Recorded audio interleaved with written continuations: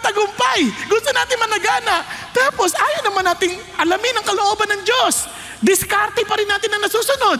Ang katagumpayan, anuman ang kalalagayan ng ating buhay, sobrang nag-uumapaw ang kaligayahan sa buhay dahil alam natin, nasasagawa natin ang kalooban ng Diyos. Alamin mo yung kanyang sinasabi. Walang automatic. You have to intentionally learn. Kasi binigay na sa atin ng Diyos yan. Ask God, Lord, bakit hindi po ako excited to read your word? Lord, bakit po? Bigyan mo ako ng ganong kagustuhan.